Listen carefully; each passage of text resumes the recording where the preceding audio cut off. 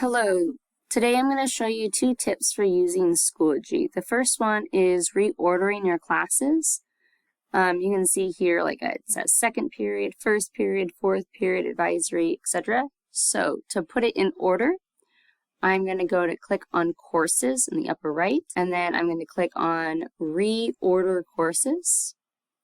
And this window will pop up, and you will be able to click and drag the courses in order.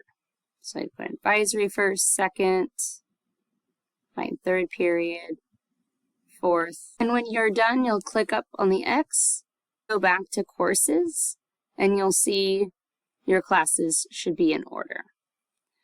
The next tip is to populate the calendar in Schoology. So this third button over is the calendar. So it looks like that there are no assignments in my calendar, but that is just because I have not selected any.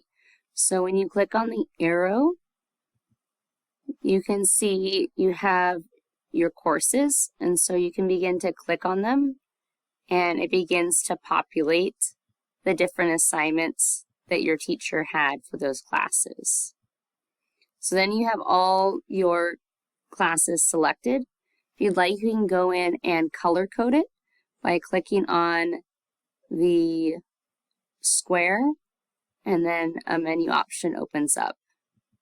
For me, this is first period, so I'm going to do red. I put it in a rainbow because that makes it easy for me to see the progression, but you can do whatever works for you. Those are two tips for using Schoology. Remember, the first one is reordering the courses, that you do that by hitting courses and then reorder. And the second one is populating your calendar by clicking on this icon and then click on the arrow down. Good luck.